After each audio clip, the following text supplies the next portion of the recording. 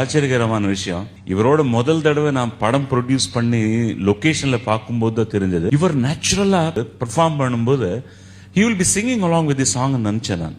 சத்தமே வரமாட்டேங்க sir, but பார்த்தா மட்டும் இந்த நரம்பு கிரம்பு எல்லாம் வந்து உப்பிட்டு எக்ஸாக்ட்லி இன்டோனேஷன். அது எப்படி பண்றீங்க நீங்க சார்? பாடிட்டா கனவு கலைஞ்சு போயிடும் எனக்கே.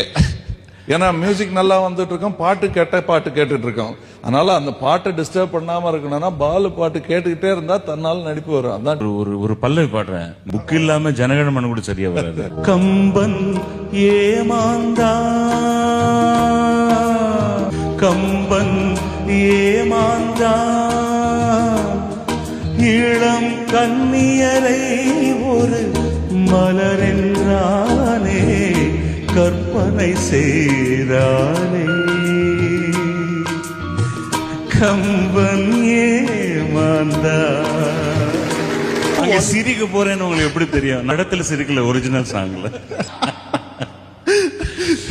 நான் நிஜமாவே சிரிச்சிட்டேங்க இவர் ஆக்ட் பண்ணும்போது பார்த்துட்டு. எப்படி அது நான் பாடுறேன்னா அவர் பாடுறாரு, அவர் சத்தமே பண்ணல.